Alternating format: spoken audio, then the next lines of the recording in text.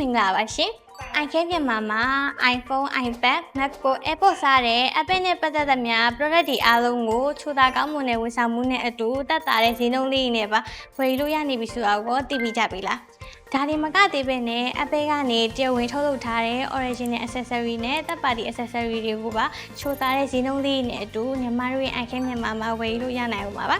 အိမ်ကနေမခေါ်ခြင်းလို့ပဲဖြစ်ဖြစ်အလုပ်တွေမအားလို့ဆိုင်ကိုလာရောက်ပြီးတော့မွေးနိုင်လို့ပဲဖြစ်ဖြစ် Apple device တွေကို online ကနေမှာယူမယ်ဆိုရင်တော့ရန်ကုန်နဲ့မန္တလေးက customer ရဲ့အတွက်24နာရီအတွင်းအိမ်ရောက်ပို့ဆောင်ပေးမှာဖြစ်တယ်လို့မျိုးနေဝေးက customer ရဲ့အတွက်လည်း24နာရီအတွင်းကားကိတ်ကနေတစ်စင်းပို့ဆောင်ပေးမှာဆိုတော့ရဝေးရနေကြိုက်တဲ့နေရာကနေဝယ်လို့အဆင်ပြေရပါတော့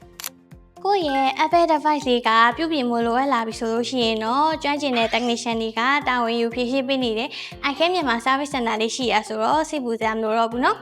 ဒါရီမကသေးပဲနဲ့ iCam မြန်မာ training center မှာလည်းအဟောင်းပြီးအသိယူစနစ်နဲ့ကိုခုလက်ရှိအသုံးပြုနေတဲ့ Apple device လေးကိုအဆင့်မြင့်လို့ရတာဆိုတော့အဆင့်ပြေရထက်တောင်မှပိုသေးရပါတော့